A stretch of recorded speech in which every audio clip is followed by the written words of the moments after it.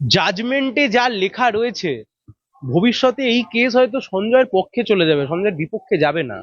দেখুন এইখানে এটা পেজ নাম্বার 152, 152 নম্বর পেজে লিখছে, on the basis of my discussion after scanning of the evidence I am of the view that the negligence of the IO of the police administration or the hospital authority as well as the perfunctory investigation no way stand with the prosecution case। তার মানে ওনারা বলতে চেয়েছেন এই যে তদন্তকারী সংস্থা ঢিলে ঢালা করে তদন্ত করেছে, এর ফলে যারা মামলা করেছে তাদের মামলা কখনো দুর্বল হয়ে যেতে পারে না। তার মানে উনি এই মতামতটা দিয়ে একটা জিনিস প্রমাণ করে দিয়েছেন যে তদন্তটা ঢিলেঢালা হয়েছিল। তাহলে তদন্ত যদি ঢিলেঢালা হয়ে গিয়ে থাকে, সেই তদন্তের উপর দাঁড়িয়ে কিভাবে একজনকে যাবজ্জীবনী বা দেবে? মমতা বন্দ্যোপাধ্যায় তার প্রিয় লোকগুলোকে বাঁচাতে এই খেলাটা খেলেছেন, আর এই খেলার মাধ্যমে গোটা রাজ্যবাসীও বুঝে গেল যে সিবিআই এর সাথে আসলে তৃণমূল কংগ্রেসের সেটিংটা কিভাবে হয়। পরিষ্কার সেটিং, এতে আর মানে আর কি বাকি আছে? যদি এখনো কেউ না মানতে চান তাহলে তিনি চোখ খুলে ঘুমোচ্ছেন। রূপালী মুখার্জি যিনি ইন্সপেক্টর ছিলেন, এখানেও আপনারা দেখতে পাবেন পেজ নাম্বার 151, যিনি সঞ্জয়ের মোবাইল সিজ করবার পরে আবার সঞ্জয়কে ফেরত দিয়ে দিয়েছিলেন। তাহলে কথা হচ্ছে যে তদন্তটা কে করলো? নির্যাতিতার যে স্তন, সেই স্তন থেকে লালার রস যে পাওয়া গেছে, তাতে যেমন আপনার এই সঞ্জয়ের লালার রসও ম্যাচ করেছে, আবার একজন মহিলার লালার রসও আছে। তাহলে এই মহিলাটিই বা কে? সেই তদন্ত, তার মানে তদন্তটা ঠিকঠাক মতো হয়নি। এটা কন্টিনিউমেট হয়েছে কিনা আপনি বুঝবেন কি করে? সঞ্জয় যদি একাই এই ঘটনা ঘটাবে তাহলে ফার্দার ইনভেস্টিগেশনটাই বা কেন হচ্ছে? একটা তো মানে একটা একটা তো ঠিকঠাক জায়গায় প্রশ্নের উত্তর দিতে হবে। আমি ধরে নিলাম সঞ্জয় একাই অভিযুক্ত, সঞ্জয় একাই এই ঘটনা ঘটিয়েছে। আচ্ছা, যদি তাই হয়ে গিয়ে থাকে তাহলে ফার্দার ইনভেস্টিগেশনটা কোন কারণে হচ্ছে? ববি হাকিমের কি মনে পড়েন, ফিরোজ বাবুর কি মনে পড়ে রিজওয়ানুর রহমানের মৃতদেহের ওপর দাঁড়িয়ে রাজনীতি করে তার পরিবার থেকে এমএলএ হয়েছেন 3 টার্ম? লজ্জা লাগে না এদের এই সমস্ত কথা বলতে? মমতা বন্দ্যোপাধ্যায় আজকে রিজওয়ানুর রহমানকে মনে রেখেছেন? রিজওয়ানুর রহমানের বিরুদ্ধে যার অভিযোগ ছিল জ্ঞানবন্ত সিং, তাকেই তো মমতা ব্যানার্জি সর্বোচ্চ জায়গায় বসিয়েছিলেন সিআই। আরজি করের মামলা নিয়ে সঞ্জয় রায়ের ফাঁসি চায় কার্যত রাজ্য এবং সিবিআই। সেই মামলা আজকে হাইকোর্টে ছিল। আমার সঙ্গে রয়েছেন আইনজীবী সায়ন ব্যানার্জি। কি হলো দাদা, আজকে ফাঁসি চেয়ে কার্যত হাইকোর্টের দ্বারস্থ হয়েছিল রাজ্য এবং সিবিআই? দেখুন, সিবিআই এবং রাজ্য, আমি আগেও বলেছি, এখনো বলছি, সিবিআই এবং রাজ্য দুজনের হাতেই তদন্তের ক্ষমতা ছিল, তো দুজনেই তদন্তকারী সংস্থা। প্রথমে লালবাজার তদন্ত করেছে, টালা থানায় এফআইআর রেজিস্টার্ড হয়েছে, পরবর্তী সময়তে সিবিআই সিবিআই মামলার ইনভেস্টিগেশন করেছে। ফলে কেউ যদি সত্যি চাইতো যে দোষীরা সামনে আসুক, প্রকৃত যারা দোষী তারা সামনে আসুক, অথবা সত্যি যদি কেউ চাইতো যে সঞ্জয় রায়ই একমাত্র দোষী, তার এগেনস্টেও ঠিকঠাক মতো করে তথ্য প্রমাণগুলো কালেক্ট হোক, সেই কাজটা তো না রাজ্য করেছে না সিবিআই করেছে। এখন মুখ বাঁচানোর জন্য হাইকোর্টে এসছে, এর চাইতে বেশি কিচ্ছু না। মুখ বাঁচানোর খেলা। ওফো, না না, দেখুন আমি আপনাকে একটা কথা বলি, রাজ্য সরকার এবং সিবিআই দুজনেরই মুখ পুড়েছে তো। ফলে এখন যে কোনো ভাবে রাজনৈতিক ভাবে গোটা বিষয়টাকে কভার আপ করবার জন্য এসছে কলকাতা হাইকোর্টে। আমি আগেও আপনাদেরকে বলেছি, এখনো আপনাদেরকে বলছি, জাজমেন্টে যা লেখা রয়েছে, ভবিষ্যতে এই কেস হয়তো সঞ্জয়ের পক্ষে চলে যাবে, সঞ্জয়ের বিপক্ষে যাবে না। আবার আপনাকে বলছি, সিবিআই এবং রাজ্যের সরকার দুজনেই যেভাবে তদন্ত করেছে, গোটা তদন্তটা একটা আগে থেকে ঠিক করে নিয়ে সেইভাবে তদন্ত করতে গেছে বলেই এগুলো ঘটেছে। এমনটা অনেকগুলো ব্যাপার বেরিয়ে আসছে। আমি বলছি, এই যে সিবিআই এর যিনি আইও ছিলেন সীমা পাহুজা, তিনি মানে 7ই আগস্টের 7 তারিখ যখন মামলার চার্জটা নেয়, তারপর থেকে আর তিনি দিল্লি থেকে মানে তিনি আর ফেরেননি কলকাতায়। কি করে তদন্ত করলো? তার মানে কিভাবে তদন্ত হয়েছে এবার আপনিই ভাবুন। সিবিআই একদিকে এই কাজ করেছে, আর আগের দিন তো আপনাদেরকেও বললাম যে রূপালী মুখার্জি যিনি ইন্সপেক্টর ছিলেন, এখানেও আপনারা দেখতে পাবেন পেজ নাম্বার 151, যিনি সঞ্জয়ের মোবাইল সিজ করবার পরে আবার সঞ্জয়কে ফেরত দিয়ে দিয়েছিলেন। তাহলে কথা হচ্ছে যে তদন্তটা কে করলো? আমি অনেকে আজকে বলতে শুনলাম যে নির্যাতিতার পরিবার কেন ফাঁসির বিরোধিতা করছে। নির্যাতিতার পরিবার গোটা তদন্তকেই চ্যালেঞ্জ করেছে।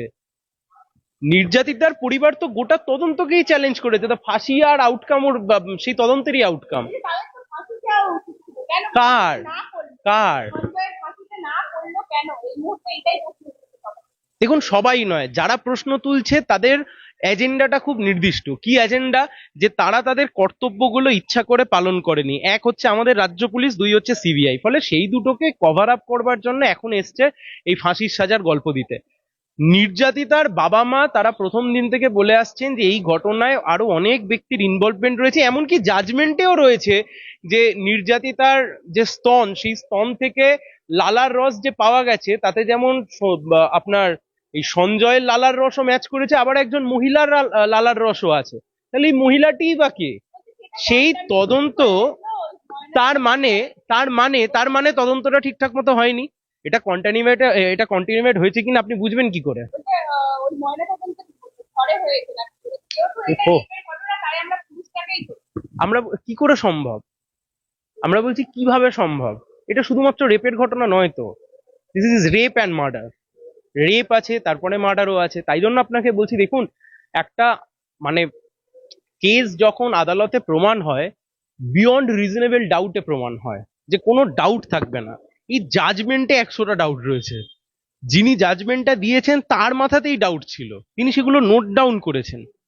এই জাজমেন্ট পরবর্তীকালে, আমি বলছি না যে হয়তো বেকসুর খালাস পেয়ে যাবে, বাট হয়তো দেখা গেল সেই যাবজ্জীবনও কমে গেল, হয়তো 10 বছর, 5 বছর, 7 বছর হতেই পারে। আমি স্পেসিফিক করে দুটো প্রশ্ন করব। বলছি এই গোলাম আজম, অর্ক সেন, সেদিন রাতে 4 জন যারা খাবার খেয়েছিল সেটাও আছে। বলছি তাদের এর নাকি একাধিক সাক্ষ্য গ্রহণের মধ্যে অসঙ্গতি দেখা গেছে, কার্যত জাজ কপি। দেখুন, আবার আপনাকে বলছি, 4 জনের কিন্তু সাক্ষ্য নেওয়া হয়নি। আমি আমি আবার স্পষ্টত আপনাদেরকে বলছি যে এই জাজমেন্টটা পড়লেই কার্যত ক্লিয়ার হয়ে যাবে, এই জাজমেন্টটা পড়লেই পরিষ্কার হয়ে যাবে যে তদন্তটা কিভাবে হয়েছে। তাহলে এমন একটা তদন্তের ওপর দাঁড়িয়ে এটা কিভাবে সম্ভব? এবং তাহলে তো আপনাকে তো দিনের শেষে গোটাটাকে একটা ছাতার তলায় আনতে হবে। শুনুন, এটা শুধুমাত্র রাজনৈতিক তরজা নয়, কিন্তু দুঃখের হলেও সত্যি, মমতা বন্দ্যোপাধ্যায় তার প্রিয় লোকগুলোকে বাঁচাতে এই খেলাটা খেলেছেন। আর এই খেলার মাধ্যমে গোটা রাজ্যবাসীও বুঝে গেল যে সিবিআই এর সাথে আসলে তৃণমূল কংগ্রেসের সেটিংটা কিভাবে হয়। এই পরিষ্কার সেটিং, এতে আর মানে আর কি বাকি আছে? যদি এখনো কেউ না মানতে চান তাহলে তিনি চোখ খুলে ঘুমোচ্ছেন। সায়নদা, আরেকটা জিনিস আমি জিজ্ঞাসা করবো, একদম এই মুহূর্তে দাঁড়িয়ে নির্যাতিতার মা বাবা রাজনৈতিক মন্তব্য কেন করছেন? তারা রাজনৈতিক মন্তব্য, এখতিয়ার বহির্ভূত মন্তব্য করছেন, বলছেন ফিরাদ হাকিম। দেখুন, প্রথম কথা হচ্ছে নির্যাতিতা খুন হয়েছেন রাজনীতির দ্বারা। আপনি যদি আমাকে বলেন কিরকম রাজনীতি, এই রাজনীতিটা হচ্ছে যে রাজ্য সরকার এই মুহূর্তে রাজ্য প্রশাসনটা চালাচ্ছে তাদের অপদার্থতার জন্য হাসপাতালের মধ্যে একজন খুন হয়েছেন। তিনি কিন্তু কোথাও অন্য কোনো জায়গায় খুন হননি, হাসপাতালের মধ্যে খুন হয়েছেন। 1 নাম্বার কথা। 2 নাম্বার কথা, যখন রাজনৈতিক স্টেটমেন্ট কুণাল বাবু করেন, যখন রাজনৈতিক স্টেটমেন্ট কুণাল ঘোষ করেন, রাজনৈতিক স্টেটমেন্ট যখন ববি হাকিম করেন, রাজনৈতিক স্টেটমেন্ট যখন অন্য কেউ করেন, তখন এনারা কোথায় থাকেন? রাজনীতি যদি একটা খুনের তদন্তকে না হতে দেয়, তাহলে সেই রাজনীতিকে প্রশ্ন করবার 100% অধিকার সমস্ত নাগরিকের রয়েছে। এখতিয়ার বহির্ভূত মন্তব্য করছে, কারণ না, মা বাবার কথাই কিন্তু এই মমতা বন্দ্যোপাধ্যায় ক্ষমতায় বসেনি। ফিরাদ হাকিম বলছে মা বাবার জন্য কিন্তু এই মমতা বন্দ্যোপাধ্যায় চেয়ারে বসেনি, সেটা তাদেরকে মানতে হবে। রিজওয়ানুর রহমানের মাকে পাশে নিয়ে যখন মমতা বন্দ্যোপাধ্যায় রাস্তায় নেমেছিলেন, তখন একই কথা শোভা পেত তো মুখে? মনে পড়ে সেই দিনগুলো, যেই দিনকে রিজওয়ানুর রহমানের মা, রিজওয়ানুর রহমানের দাদা সবাইকে নিয়ে রাজনীতি করতে নেমেছিলেন? আমি বলছি, ববি হাকিমের কি মনে পড়েন? ববি হাকিমের কি মনে পড়েন? ফিরাদ বাবুর কি মনে পড়ে? রিজওয়ানুর রহমানের মৃতদেহের ওপর দাঁড়িয়ে রাজনীতি করে তার পরিবার থেকে এমএলএ হয়েছেন 3 টার্ম। লজ্জা লাগে না এদের এই সমস্ত কথা বলতে? মমতা বন্দ্যোপাধ্যায় আজকে রিজওয়ানুর রহমানকে মনে রেখেছেন? রিজওয়ানুর রহমানের বিরুদ্ধে যার অভিযোগ ছিল জ্ঞানবন্ত সিং, তাকেই তো মমতা ব্যানার্জি সর্বোচ্চ জায়গায় বসিয়েছিলেন সিআইডির। সেই দিন, বেশ, আমি ধরে নিতে পারি, ধরে নিলাম পদত্যাগ চাইতে পারে না। সেই দিন কিভাবে বুদ্ধদেব ভট্টাচার্যের পদত্যাগ চেয়েছিলেন মমতা ব্যানার্জি? সেদিন কিভাবে রিজওয়ানুর রহমানের মাকে পাশে রেখে পদত্যাগ চেয়েছিলেন মমতা বন্দ্যোপাধ্যায়? সেদিন কিভাবে ববি হাকিমরা রাস্তায় নেমেছিলেন? এই প্রশ্নের উত্তর দিতে হবে না? শুনুন, এটা খুব সহজ প্রশ্ন। একটা খুন এবং ধর্ষণ, এবং আমরা প্রথম থেকে বলে আসছি এটা একটা প্রাতিষ্ঠানিক খুন, প্রাতিষ্ঠানিক ধর্ষণ। রাজ্য সরকার তার দায় নেবে না? কি বলছেন আপনি? রাজ্য সরকার তার ব্যর্থতার দায় নেবে না? এই জাজমেন্টে লেখা রয়েছে যে একজন সিভিক ভলেন্টিয়ার, তাকে ওই এসআই অনুপ দত্ত এমন ভাবে মানে গড়ে পিঠে মানুষ করেছে যার জন্য আজকে এই ঘটনাটা ঘটেছে। সিভিক ভলেন্টিয়ার, তাহলে এই সিভিক ভলেন্টিয়ারের দায়িত্ব রাজ্য সরকারের নয়? এই অনুপ বাবুর দায়িত্ব রাজ্য সরকারের নয়? একজন সিভিক ভলেন্টিয়ার, তিনি কলকাতা পুলিশের বাইক ব্যবহার করে নিষিদ্ধ পল্লীতে যাচ্ছেন, সেই বাইক ব্যবহার করে মদ্যপান করছেন, সেই বাইক ব্যবহার করে ক্রাইম সিনে ঢুকছেন, নার্জি করে। এই দায়িত্ব সরকারের নয়, মুখ্যমন্ত্রীর নয়, পুলিশ মন্ত্রীর নয়?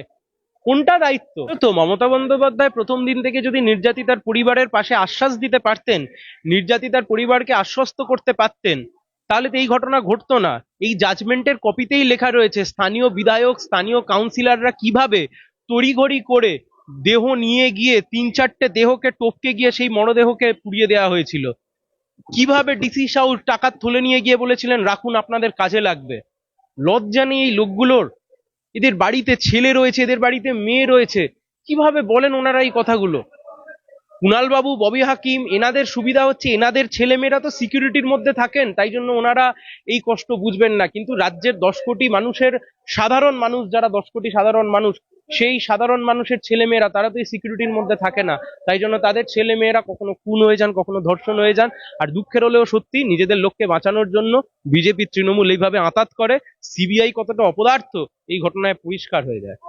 আরেকটা জিনিস জিজ্ঞাসা করবো, জাজমেন্ট কপিতে আপনি আপনি প্রথম যিনি আমি বলছি আমাদের দর্শকের উদ্দেশ্যে দেখিয়েছিলেন যে একটা মহিলা লালারস পাওয়া গেছে, সেক্ষেত্রে যাই করুক, আমি বলছি আরো যেটা যে সাক্ষ্যগুলো নেওয়ার কথা ছিল, 128 জন টোটাল ছিল, তার মধ্যে 50 জনের মাত্র সাক্ষ্য হয়েছে, বাকি জন কোথায়? দেখুন, এই মামলাতে সিবিআই ফার্দার ইনভেস্টিগেশনের জন্য অ্যাপিল করেছিল, সেই অ্যাপিল গ্রাহ্য হয়েছে, ফার্দার ইনভেস্টিগেশন হচ্ছে। তাহলে ফার্দার ইনভেস্টিগেশন যদি হয়, আর এখানে যদি জাজ আবার লিখেও দিলেন যে কেউ নয় বাট সঞ্জয় এই ঘটনা ঘটিয়েছে, তা সঞ্জয় যদি একাই এই ঘটনা ঘটাবে, তাহলে ফার্দার ইনভেস্টিগেশনটাই বা কেন হচ্ছে? একটা তো মানে একটা একটা তো ঠিকঠাক জায়গায় প্রশ্নের উত্তর দিতে হবে। আমি ধরে নিলাম সঞ্জয় একাই অভিযুক্ত, সঞ্জয় একাই এই ঘটনা ঘটিয়েছে। আচ্ছা, যদি তাই হয়ে গিয়ে থাকে, তাহলে ফার্দার ইনভেস্টিগেশনটা কোন কারণে হচ্ছে? এখানে জাজ সাহেব পরিষ্কার ভাবে লিখে দিয়েছেন যে কেউ নয়, none but this person, this accuse person is involve.